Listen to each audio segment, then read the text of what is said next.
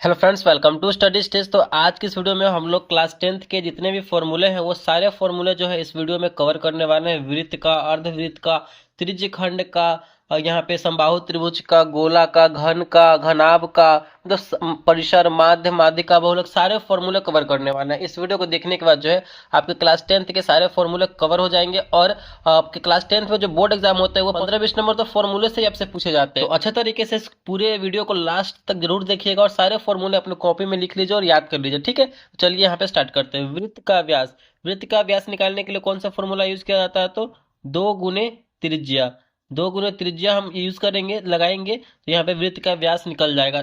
त्रिज्या में 2 से गुना करेंगे तो यहाँ पे वृत्त का व्यास निकलेगा। वृत्त की त्रिज्या निकालने के लिए यहाँ पे कौन सा यूज किया जाता है?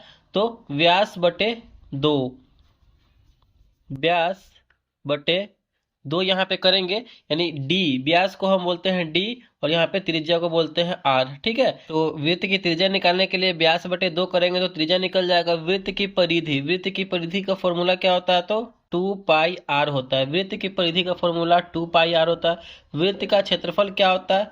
तो पाई आर स्क्वायर होता है हमारा वृत्त का क्षेत्रफल। उसके बाद हमारा अर्धवृत्त का क्षेत्रफल क्या होता है? देखिए, वृत्त है तो पाई आर स्क्वायर, अर्धवृत्त यानी आधा हो गया वो वृत्त, तो हाफ कर देंगे, हाफ पाई आर स्क्वायर कर देंगे तो हमारा यहाँ से निकल जाएगा अर्धवृत्त का क्षेत्रफल 1/2 पाई आर स्क्वायर। उसके बाद है आगे यहाँ पे अर्धवृत्त का परिमाप। अर्धवृत्त का जो है वो परिमाप कितना होता है? R into pi plus 2। अर्धवृत्त का परिमाप r इंटू पाई प्लस 2 करेंगे, ये फॉर्मूला लगाएंगे तो हमारा अर्धवृत्त का परिमाप निकल जाएगा। आगे देखते हैं, अगला हमारा यहाँ पे त्रिज्य खंड का क्षेत्रफल। तो त्रिज्य खंड का क्षेत्रफल क्या होता है? थीटा बटे 360 इंटू पाई आर स्क्वायर। त्रिज्य खंड का फॉर्मूला होता है थीटा बटे 360 पाई आर स्क्वायर। ठीक है, ये हमारा फॉर्मूला होता है पाई आर स्क्वायर थीटा बटे 360। ये ऐसे लिख सकते हैं, आप ऐसे बोल सकते हैं।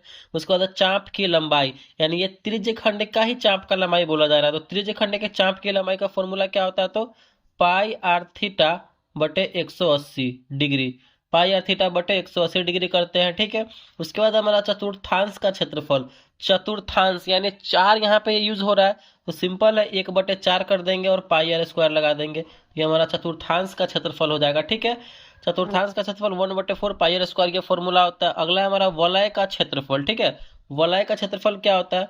पाई इंटू बड़ा आर स्क्वायर माइनस छोटा आर स्क्वायर, ये फॉर्मूला लगाएंगे तो हमारा वलय का क्षेत्रफल निकल जाएगा पाई इंटू बड़ा आर स्क्वायर माइनस छोटा आर स्क्वायर। ठीक है, उसके बाद हमारा वृत्त खंड का क्षेत्रफल क्या होता है? बड़ा आर स्क्वायर इंटू में पाई थीटा बटे में 360 माइनस 1/2 साइन थीटा।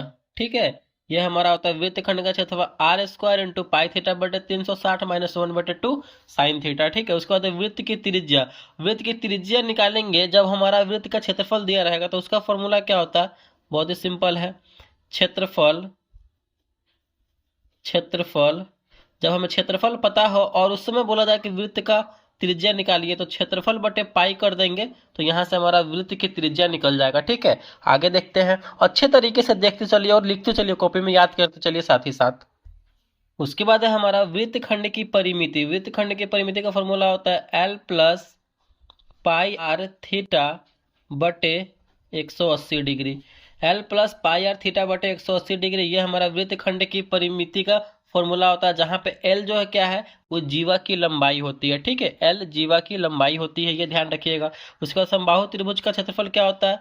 तो √3/4 गुने भुजा स्क्वायर। ठीक है, ये समबाहु त्रिभुज का फॉर्मूला होता है √3/4 गुने भुजा स्क्वायर। उसके बाद है हमारा त्रिभुज का क्षेत्रफल क्या होता है? तो त्रिभुज का क्षेत्रफल होता है हमारा 1/2 गुने आधार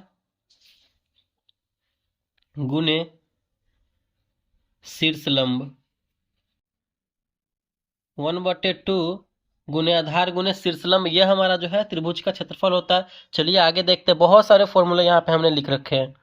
नेक्स्ट हमारा यहाँ पे घन का आयतन। घन का आयतन का फॉर्मूला क्या होता है? यहाँ पे हम एक घन का आपको फिगर बना दे रहे हैं जिससे कि आपको और समझने में यहाँ पे आसानी होगी। ठीक है, ये हमारा हो गया घन, यानी क्यूब हो गया हमारा ये चलिए घन का आयतन होता है हमारा एल क्यू, याद करते चलिए। घन का आयतन क्या होता है तो एल क्यू होता है। घन का विकर्ण क्या होता है तो √3 गुने भुजा होता है, ठीक है। घन का विकर्ण √3 गुने भुजा होता है, याद करते चलिए। उसके बाद हमारा घन का वक्र पृष्ठ का क्षेत्रफल क्या होता है तो 4l² होता है, ठीक है। घन के वक्र पृष्ठ का क्षेत्रफल तो 4l² होता है। उसके बाद हमारा घन का कुल पृष्ठ का क्षेत्रफल क्या होगा तो 6l² होता है। घन के कुल पृष्ठ का क्षेत्रफल तो 6l² होता है। अब हमारा घनाभ का आयतन, घनाभ का आयतन क्या होता है तो l गुने b गुने h, यानी घनाभ का आयतन लंबाई गुने चौड़ाई गुने ऊंचाई होता है। यहाँ पे घनाभ का फिगर बना देते हैं आपको, यहाँ पे हम छोटा सा, ये हमारा हो जाएगा घनाभ, ठीक है। क्यूबॉइड हो जाएगा हमारा, ये घनाभ है। तो घनाभ का आयतन लंबाई गुने चौड़ाई गुने ऊंचाई। उसके बाद हमारा घनाभ का विकर्ण, तो घनाभ का विकर्ण क्या होता है √l² plus b² plus h²। ये हमारा होता है घनाभ का विकर्ण, लंबाई का स्क्वायर √लंबाई का स्क्वायर प्लस चौड़ाई का स्क्वायर प्लस ऊंचाई का स्क्वायर। आगे देखते हैं। उसके बाद हमारा घनाभ का पृष्ठ क्षेत्रफल, यानी घनाभ के संपूर्ण पृष्ठ का क्षेत्रफल क्या होता है तो 2 into LB plus BH plus HL। कहने का मतलब क्या, 2 इंटू लंबाई गुने चौड़ाई प्लस चौड़ाई गुने ऊंचाई प्लस ऊंचाई गुने लंबाई। ये हमारा होता है घनाभ के वक्र संपूर्ण पृष्ठ का क्षेत्रफल। उसके बाद बेलन का संपूर्ण पृष्ठ का क्षेत्रफल, तो बेलन के संपूर्ण पृष्ठ का क्षेत्रफल क्या होता है 2πr into H plus are. बेलन के संपूर्ण पृष्ठ का क्षेत्रफल 2πr into H plus are. बेलन का वक्र पृष्ठ का क्षेत्रफल क्या होता है तो बेलन के वक्र पृष्ठ का क्षेत्रफल होता है 2πr h। बेलन के वक्र पृष्ठ का क्षेत्रफल 2πr h। बेलन का आयतन क्या होता है तो बेलन का आयतन होता है πr² h। बेलन का आयतन πr² h। खोखले बेलन का आयतन, खोखले बेलन का आयतन क्या होता है πh इंटू बड़ा r² माइनस छोटा r²।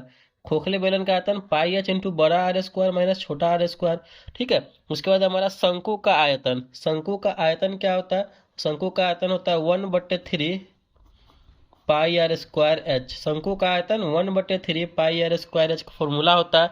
यहाँ पे सिर्फ हम फॉर्मूला लिखते चल रहे हैं, जिससे कि आपको सारा फॉर्मूला जो है एक जगह यहाँ पे कवर हो जाए, ठीक है। आगे देखते हैं। उसके बाद हमारा शंकु का वक्र पृष्ठ का क्षेत्रफल क्या होता है तो πrl होता है। शंकु के वक्र पृष्ठ का क्षेत्रफल πrl होता है। यहाँ पे ये हमारा शंकु हो जाएगा, ठीक है। ये शंकु हो जाएगा, ये इसका यहाँ से h हो जाएगा हाइट, और ये हमारा l हो जाएगा। चलिए, और ये वाला हमारा हो जाएगा r। शंकु का संपूर्ण पृष्ठ का क्षेत्रफल क्या होगा तो πr into L plus are. शंकु के संपूर्ण पृष्ठ का क्षेत्रफल πr into L plus are. आगे देखते हैं। उसके बाद है हमारा गोले का आयतन। गोले का आयतन का फॉर्मूला क्या होता है, गोले का आयतन का फॉर्मूला होता है 4/3 πr⁵। गोले का आयतन 4/3 πr⁵ होता है। उसके बाद हमारा गोले का क्षेत्रफल, गोले का क्षेत्रफल होता है हमारा 4πr²। गोला का क्षेत्रफल 4πr²। अर्ध गोले का आयतन क्या होगा तो अर्ध गोले का आयतन होगा 2/3 πr⁵। अर्ध गोले का आयतन 2/3 πr⁵। उसके बाद हमारा अर्ध गोला का वक्र पृष्ठ का क्षेत्रफल क्या होता है, अर्ध गोला के वक्र पृष्ठ का क्षेत्रफल होता है 2πr²। अर्ध गोला के वक्र पृष्ठ का क्षेत्रफल 2πr²। अर्ध गोला का संपूर्ण पृष्ठ का क्षेत्रफल क्या हो जाएगा तो 3πr²। अर्ध गोला के संपूर्ण पृष्ठ का क्षेत्रफल 3πr²। उसके बाद है यहाँ पे हमारा गोलाकार छिलके का आयतन। गोलाकार छिलके का आयतन क्या होता है तो 4/3 पाई इंटू बड़ा r³ माइनस छोटा r³। गोलाकार छिलके का आयतन 4/3 पाई इंटू बड़ा r³ माइनस छोटा r³। उसके बाद हमारा वर्ग चिन्ह निकालने का फॉर्मूला क्या होता है, वर्ग चिन्ह निकालने का फॉर्मूला क्या होता है तो वर्ग चिन्ह निकालने का फॉर्मूला होता है उच्च सीमा माइनस निम्न सीमा।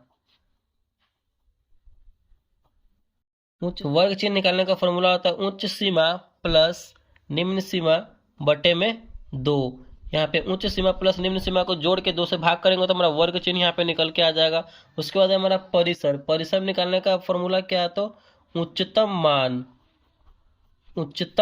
मान माइनस निम्नतम मान, ठीक है।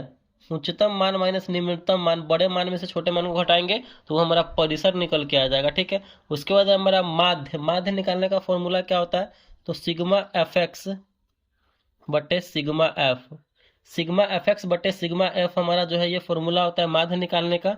उसके बाद हमारा माध्यिका, माध्यिका निकालने का क्या फॉर्मूला होता है, तो माध्यिका निकालने का फॉर्मूला होता है हमारा L plus n/2 minus c f बटे में एफ गुना में एच।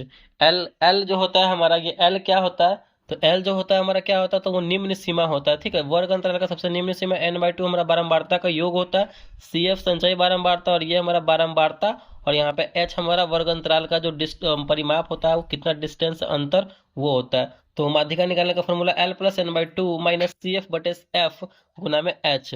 बहुलक निकालने का फॉर्मूला हमारा क्या होता है, तो बहुलक निकालने का हमारा फॉर्मूला होता है L plus f o minus f one बटे 2FO minus f one minus F2 गुना में H। L plus f o minus f one बटे 2FO minus F1 minus F2 गुना में H, ये हमारा बहुलक निकालने का फॉर्मूला होता है। तो इतने सारे फॉर्मूले जो है मैंने आपको कराए हैं।